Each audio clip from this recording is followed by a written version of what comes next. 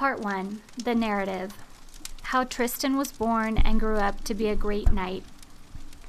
Long ago, in the days of King Arthur, Mark was king in Cornwall.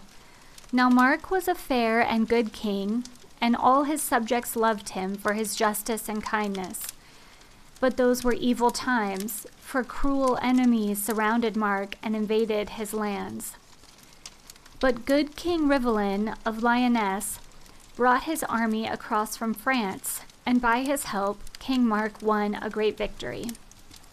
So great was he that he gave his only sister, Blanchefleur, to be wed to King Rivalen, in token of eternal friendship and alliance. Blanchefleur was like her name, which means white flower, delicate, fair, and pale. A royal wedding was held in Tintagel Castle, and there a baby was conceived, and you will hear more of that fateful child, for he was Tristan. Before long came grim news. King Rivalen's cities in Lyonesse were besieged by a treacherous tyrant, Duke Morgan. Rivalen set sail with his new queen Blanchefleur and with his army, and returned to his land to do battle. But after months of war, poor King Rivalen was caught in foul ambush and cruelly murdered by Morgan. When Blanchefleur heard, she grew pallid and faint, and her life flowed out of her. She had no more desire to live on earth, but only longed to join her husband in the other world. Yet she was heavy with child. She abided 3 days in sorrow and longing for death. And on the 4th day she brought forth a child and said, "Little son, I have longed a while to see you, the fairest thing ever a woman bore. In sadness came I hither, in sadness did I bring forth, in sadness has your first feast day gone. And as by sadness you came into this world, your name shall be called Tristan, and that is the child of sadness." Thus did she name her child and kissed him, and then she died. Now Lord Rohalt was the faithful marshal of King Rivalen, and when he saw the war was lost, he surrendered the castles to Duke Morgan, and all the land of Lyonesse came under tyranny. But Rohalt hid the baby Tristan among his own sons, lest the wicked Duke Morgan murder the child.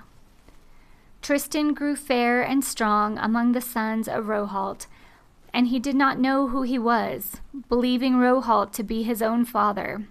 As he grew, his faithful squire taught him all the arts of barony, lance and sword and bow, to hate each lie and felony, to keep his word, to sing and play the harp, to do the hunter's craft. Tristan rode as though he and his horse were one. He was loyal and brave, although only a boy, and he wielded his sword like a full-grown knight. All men praised Rohalt for his noble son, but Rohalt looked on Tristan and knew him for his king. One day, Norwegian pirates, posing as merchants, lured Tristan aboard their ship. Though the boy fought like a lion cub, the pirates captured and bound him, for they could sell so fine a youth in servitude in some distant land. But the sea would not bear the felon ship. A terrible storm blew, and great waves poured over the decks. As the felons knew the gods of the ocean were angered by their crime, they put Tristan into a boat and set him free. Instantly the waves calmed. Ahead, Tristan saw land, and he gratefully pulled for shore. Now those were the fair green shores of Cornwall, and there his uncle, King Mark, still ruled. By chance the king's huntsmen were by the shore, and Tristan so pleased them by his skill that they took him to the court of the king. But when Mark gazed on Tristan, he was troubled and filled with tenderness, and knew not why. For in Tristan he saw the face of his beloved sister, Blanchefleur, and her blood called out to him. After the evening meal, Tristan took a harp and sang the old songs. Then every heart was lifted and every eye filled with tears, and King Mark said, Son, blessed be the master that taught thee, and blessed be thou of God, for God loves good singers. For our joy did you come to this roof. Stay near us a long time, friend. And Tristan answered, Here will I stay, my lord, and serve you faithfully as your liege.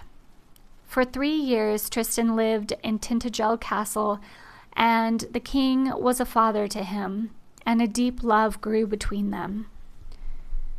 When 3 years had passed, the faithful Marshal Rohault came to Cornwall, for he had searched for Tristan in many lands. Thus Tristan found out who he was, the nephew of King Mark, the son of King Rivalen, and the heir to the throne of Lyonesse. Then, with a company of good knights, Tristan crossed the waters to Lyonesse and razed the countryside, and the people rose with courage against the tyrant Morgan. Tristan met the traitor on the field of combat and slew him with the sword, and thus repaid Morgan's treachery in times past. But Tristan put Rohault on the throne of Lyonesse and said to his barons, Here I am king, and this land is dear, but my heart is with my uncle, good King Mark. Now the tyrant is dead, I give you here my faithful Rohault to rule you in my stead, for I must go to Mark and serve him as my lord. At those words the barons groaned and cried together, for they would keep Tristan and Lyonesse to rule them. But they answered, It is just, my lord. In those days Ireland was a mighty kingdom, and the Irish king taxed Cornwall with a terrible tribute. The Cornish people ground their teeth together in anger and sorrow. For every 4th year they had to send 300 youths and 300 maidens of their sons and daughters to serve as slaves and die in Ireland. For 15 years King Mark had refused to pay the tribute, and the Irish king was wrathful. Now the queen in Ireland was a great sorceress, and her brother was a giant called the Morholt. So tall and strong was he that not even 5 knights together would overcome him.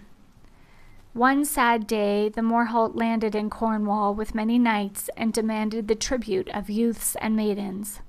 But, said he, if any knight in Cornwall will fight me, then will we have a trial by combat to see if the King of Ireland receives his tribute without cause.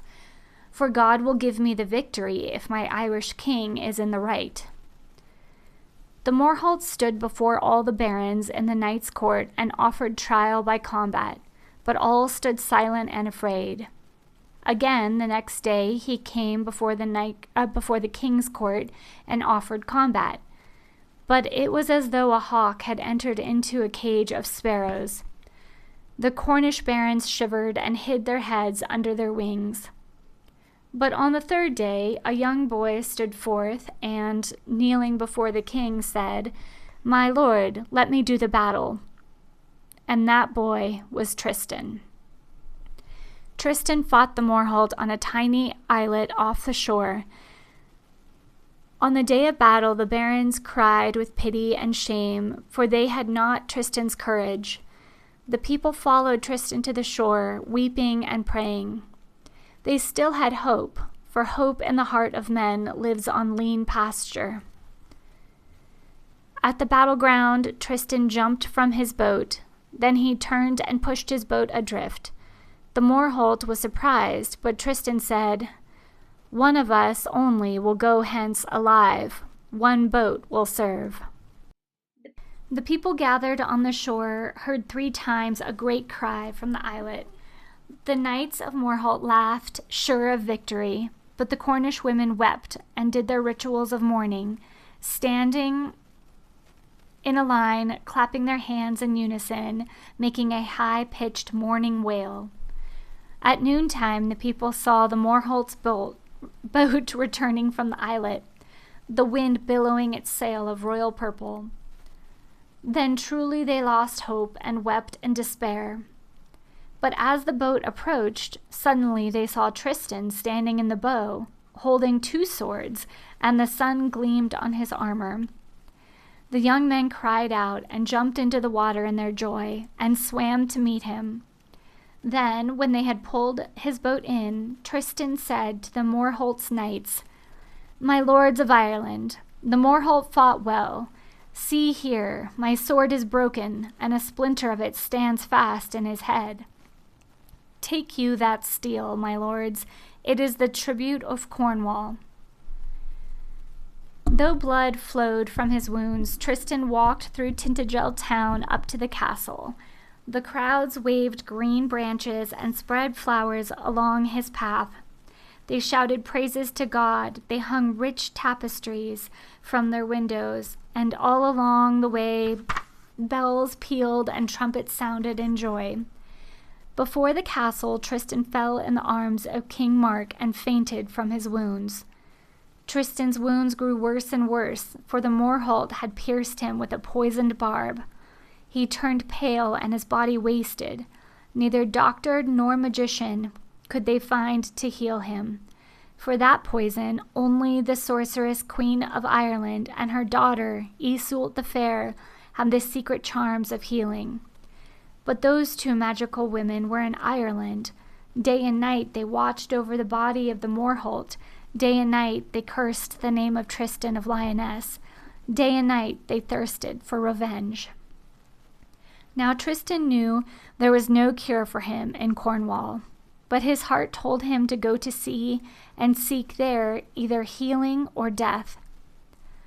"I would like to try the sea that brings all chances. I would have the sea bear me far off alone, to what land no matter, so that it heal me of my wound, and perchance some day I will once more serve you, fair uncle, as your harper, your huntsman, and your liege." They laid him gently in a small boat without sail or oars. He left his sword on the shore, for it could no longer help him. But he took his harp into the boat for comfort on the way. Then, with tears, they pushed him out to sea and committed him to God, and the sea drew him away. For 7 days and 7 nights Tristan lay upon the waters, and then he drew near shore. In the darkness of night, fishermen heard soft melodies like silver floating above the water. At dawn they found him, lifeless in his boat, his hand resting on his silent harp. The fishermen took Tristan ashore and sent instant word to their lady, for she had the gift of healing. Their lady was Iseult the Fair. Her mother was the sorceress Queen of Ireland, and this harbor was Whitehaven, where the Morholt lay in his tomb. So they carried the wounded stranger to the Princess Iseult. Of all the women in the world, she alone could heal him. But of all the women in the world, it was she who most wished him dead.